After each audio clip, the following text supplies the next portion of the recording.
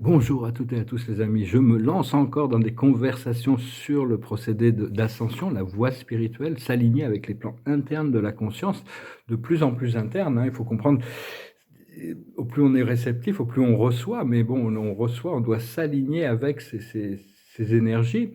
Et on dirait un peu que les réalités spirituelles, il faut les appeler, il faut chercher, il faut avoir l'intention de les découvrir, il faut connecter, il faut avoir l'intention de connecter avec la source, avec nos guides, avec les archanges, avec peu importe les maîtres ascensionnés, les galactiques, peu importe votre sensibilité. Cela dit, une fois qu'on a créé cette connexion, c'est un petit peu suis-moi, je te fuis, fuis-moi, je te suis. On doit rentrer dans l'état de réceptivité. C'est que quand notre âme, notre surâme et le créateur décident que quelque chose doit se passer, à ce moment-là, les choses se passent, hein. Et donc, c'est un peu un principe que les arcturiens essayaient d'expliquer il y a des décennies de ça, c'est-à-dire que quand on veut quelque chose, on le pousse loin de soi. Par contre, quand on choisit de le recevoir avec gratitude et abandon, on est beaucoup plus près de le recevoir. Donc, donc c'est vraiment, hein, quelque chose de très subtil, l'alignement avec les plans internes de notre âme, hein, c'est quelque chose qui est très progressif et on doit lâcher prise de beaucoup de conditionnements aussi, hein, alors je tire une carte pour voir pour la journée, c'est les âmes sœurs, hein. On a des connexions d'âme très profondes, il y en a des connexions qui sont permanentes, c'est des connexions éternelles et donc c'est pas facile de trouver l'équilibre avec ces choses. Des fois, il y a des connexions d'âme qui peuvent nous apporter beaucoup de souffrance parce qu'on doit équilibrer des énergies et d'autres qui nous apportent beaucoup de joie et de bonheur, qui nous libèrent parce que la proximité, le bien-être qu'on peut, la joie partagée et la joie décuplée, hein. Donc, je retire aussi une carte avec la cache. Voilà.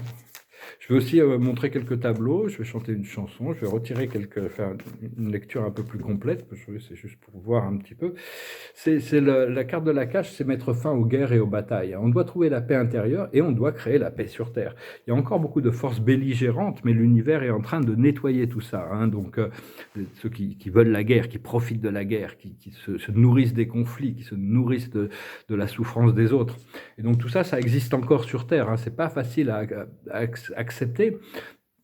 Parce que pendant très longtemps, j'étais très en colère contre tous ces agents agents de l'obscurité, également des gens qui m'ont fait beaucoup de mal juste par sadisme, hein. Je veux dire, je me suis retrouvé dans cette situation de difficulté, c'est par le sadisme de quelqu'un qui est très riche et puissant, enfin très riche et puissant, non pas vraiment, mais enfin il a eu le pouvoir quand même de m'envoyer là.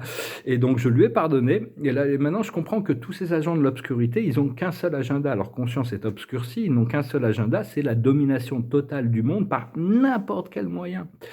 Et, et parce qu'ils, bien sûr, ils vont échouer, ils vont devoir faire face leurs responsabilités karmiques.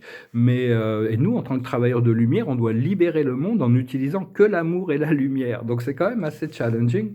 Pendant très longtemps aussi, je pensais que toutes ces difficultés que je traversais, c'était du karma personnel par rapport à des vies passées. Mais je me suis rendu compte que la plupart, c'est de la transmutation d'énergie hyper lourde et hyper profonde pour le collectif de l'humanité. C'est un petit peu, bon, je ne vais pas prendre l'exemple, mais c'est un peu comme Jésus, hein, il n'avait pas de karma, il n'avait pas le karma de souffrir sur la croix comme ça, mais bon, il a accepté pour libérer un peu de toutes ces énergies. Et donc là, l'esprit m'annonce quand même que c'est la fin, hein. Personnellement, je pense pas que je vais on ne sait pas, hein, honnêtement, on ne sait pas, mais me réincarner, de choisir une autre mission dans la 3D, hein, après cette vie-là, hein, de toute manière. Mais bon, dans une planète de 3D normale, la vie est agréable. C'est pas toujours facile, mais c'est beaucoup plus agréable. C'est juste qu'on est une planète en quarantaine et on vit dans une matrice fantôme. C'est une mission de secours, hein. On a choisi de venir en secours de toute cette humanité, des milliards d'âmes qui étaient prisonniers dans l'illusion et qui ont développé le complexe de Stockholm. C'est-à-dire qu'ils sont prêts à défendre leurs capteurs bec et ongle, hein. Et donc, bon, ça prend du temps avant qu'ils se réveillent, avant qu'ils prennent... Enfin, tout est fait quand même pour ça. Il y a des choses qui annoncent. L'esprit m'annonce, ma guidance intérieure m'annonce la liberté, la joie, le bonheur et l'abondance, mais bon, je continue à avoir quand même à devoir gérer les situations parce que mon corps physique appartient encore à ce monde mortel, hein, même si ma conscience n'appartient plus. Je sais que ma conscience est éternelle, hein, donc, mais et même bon, à travers les médias sociaux, on peut voir que le BS, le Quantum Financial, il y a toute une grosse transformation qui est vraiment très très proche de tout le système politique et économique du monde financier. Et même les messages canalisés annoncent toutes ces bonnes nouvelles, comme quoi les choses arrivent, hein. Donc c'est vrai, il faut être patient, c'est pas toujours facile. Alors je vais retirer quelques je vais faire une petite lecture de cartes pour voir, passé, présent, futur. Si vous voulez une session privée, vous pouvez m'envoyer un email. Je vous remercie pour vos dons, je vous remercie de votre soutien à la chaîne. Je vais tirer quelques cartes, chanter une petite chanson, puis présenter quelques petits tableaux. Alors, l'observateur de la journée, c'est l'observateur, c'est-à-dire l'outsider, c'est celui qui regarde les choses depuis l'extérieur. On a envie de pouvoir rentrer sur la scène quand même. Le passé, c'est le passé, présent, futur. Ah, il y a vraiment... Le passé, c'est vraiment, on était dans le mur d'isolation, hein, cette isolation, c'est-à-dire on était complètement isolé dans un mur de glace, on a dû souffrir, on a dû expérimenter ces émotions négatives pour dissoudre cette isolation, ce qui nous permettra de comparer. C'est dans le passé, hein, tout ça, c'est la comparaison des choses. Actuellement, il y a du stress un peu quand même, parce qu'on est vraiment dans une phase critique de transformation, et ce qui arrive, c'est le rebelle, c'est-à-dire pouvoir briser les chaînes, reprendre la torche de la liberté. Et ce qui arrive dans le futur immédiat, c'est le lâcher-prise, hein. C'est vraiment plein de choses, on va pouvoir lâcher prise sur plein de choses, c'est le pendu, ici c'est une nouvelle vision qui arrive, hein, quelque chose de complètement nouveau, et qui est annoncé comme la complétion, la dernière pièce du puzzle. À l'intérieur, on a l'abondance. Moi, je le ressens à l'intérieur. J'aimerais bien pouvoir le ressentir un peu à l'extérieur, hein, quand même. Mais je le ressens à l'intérieur. C'est assez magique, hein, surtout quand l'esprit est calme. Parce que l'esprit, il a besoin d'être très calme et silencieux pour recevoir quelque chose du monde supérieur. Tant qu'il est dans le poussé-tiré de la dualité, c'est pas toujours facile pour l'esprit de trouver un moment pour... l'esprit arrive toujours à intégrer des bonnes pensées, des bonnes idées, des inspirations, des guidances, mais au plus on peut faire le calme à l'intérieur de nous, on peut se poser, au plus les choses arrivent vite. Et ce qui arrive dans le futur immédiat, c'est vraiment ici ça s'appelle une renaissance, hein, c'est vraiment se réveiller, le chameau tout endormi qui devient un lion. C'est-à-dire on a confronté toutes nos peurs, on est passé par tout le cycle, hein, maintenant c'est vraiment un nouveau départ. Et ce nouveau départ, il arrive lentement, on va pouvoir ralentir. Au plus on peut ralentir le temps, au plus on peut en profiter de chaque moment, parce que le moment d'éternité est dans chaque moment, mais tant qu'on n'arrive pas à le ressentir, c'est quand on peut le ressentir qu'on se sent vraiment parfaitement en alignement avec qui nous sommes réellement, parce que nous ne sommes pas cette forme extérieure, cette enveloppe physique, ce mental, cet émotionnel. C'est juste des outils qu'on utilise ici pour intégrer ce collectif. Et pouvoir assister aussi, pouvoir ancrer cette lumière, continuer à ancrer votre lumière, partager votre sagesse, hein, c'est très important, parce qu'on est là pour ça, hein, donc en réalité. Je vais faire une chanson, puis je vais vous montrer quelques tableaux. Une chanson qui me passait par la tête en me réveillant ce matin, c'est une chanson des Beatles, ça s'appelle Hard Day's Night. It's been a hard day's night, and I've been working like a dog. It's been a hard day's night. I should be sleeping like a log. But when I get home to you, I find the things that you do will make me feel alright. You know I work all day to get your money to buy you things. And it's worth just to hear you say, you're gonna give me everything. So why on earth should I moan? 'Cause when I get you alone, you know I feel okay. It's been a hard day's night, and I've been working like a dog. It's been a hard day's night. I should be sleeping like a log. But when I get home to you, I'll find the things that you do will make me feel alright. Voilà, une petite chanson des Beatles, je peux me passer par la tête ce matin. Je vais montrer quelques tableaux, là, je les avais montrés déjà, il y a des gens qui étaient intéressés, parce que bon, c'est un peu mon seul moyen de revenu, mais j'ai pas mes tableaux. Là, je sympathisais avec quelqu'un qui est très riche, qui s'intéressait pas du tout à l'art, c'est monsieur Elon Musk. Et on sympathise parce que bon, on a cette passion pour les voyages spatiaux, interdimensionnels. Et j'ai réussi à l'intéresser à mes tableaux cosmiques. Seulement, je les ai pas en main, donc c'est vraiment très délicat.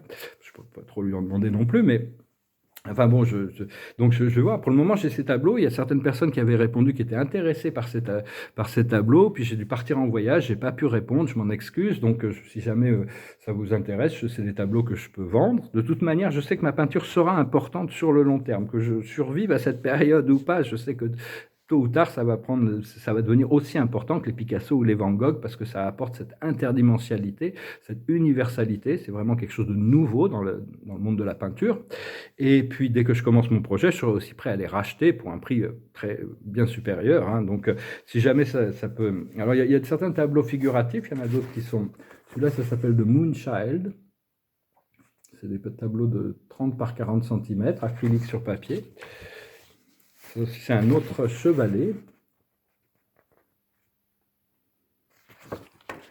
J'en ai 7, 7 et 10, donc je vais vous montrer. C'est un autre chevalet. Ils sont faciles à envoyer, ça ne coûte pas très cher.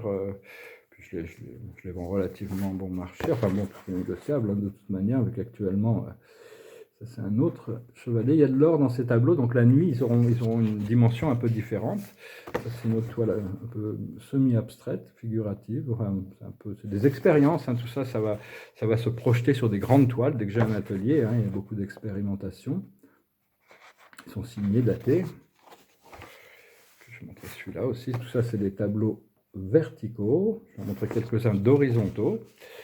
Je ne sais jamais, hein, je me suis dit, parce que ça me... Puis bon, ça peut être aussi des bons investissements. Je sais que les gens n'achètent pas mon art actuellement pour l'investissement. C'est plus pour avoir un peu de mon énergie avec eux. Parce que et avec le temps, c'est plus que de l'art décoratif quand même. Hein. Alors, il y a plein de petites histoires dans ces tableaux, ça prend du temps à les voir, ça prend du temps à les découvrir hein, quand même, quand on les regarde de près.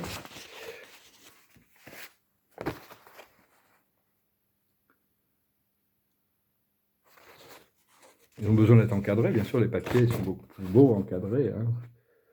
Je pensais les proposer.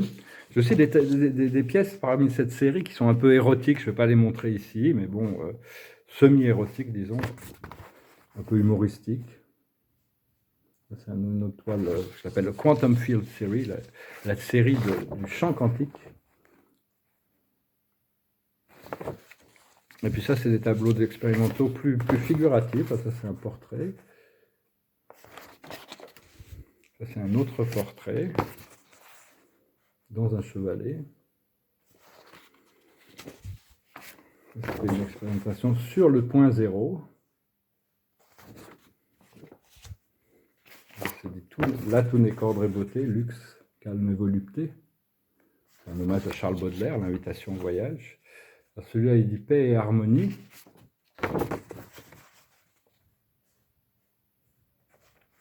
Il y a toute une histoire là, dans le bleu, là, c'est un peu comme... Celui-là, c'est les portes du paradis.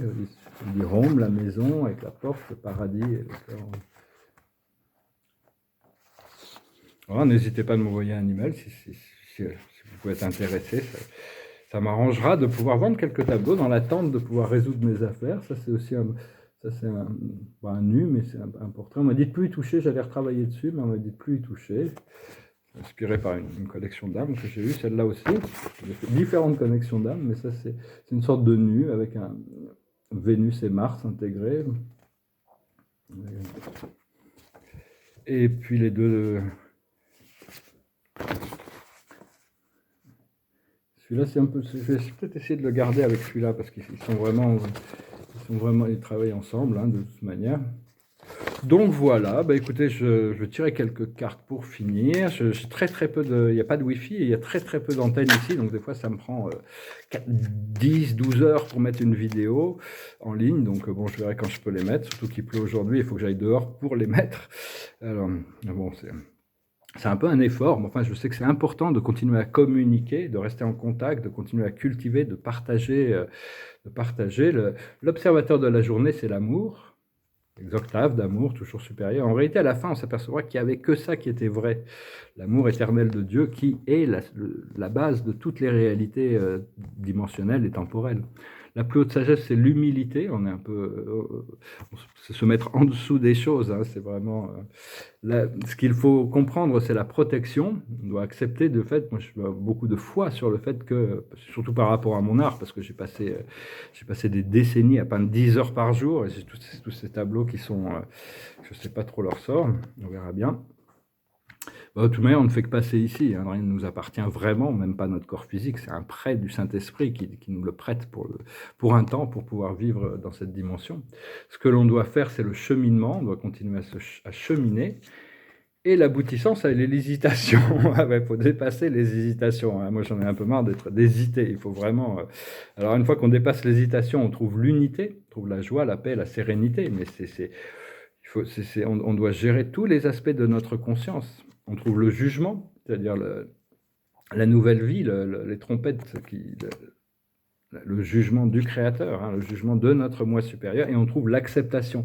On doit accepter que tout nous a servi et tout nous a fait grandir, malgré le fait que j'ai dû passer par une épreuve extrêmement difficile à cause d'une connexion d'âme. Je sais que ça m'a transformé, ça m'a changé, ça m'a évolué, ça m'a permis de dépasser toutes sortes de limites que mon cœur pouvait encore avoir. Et puis bon, ça s'est résolu dans le lâcher-prise.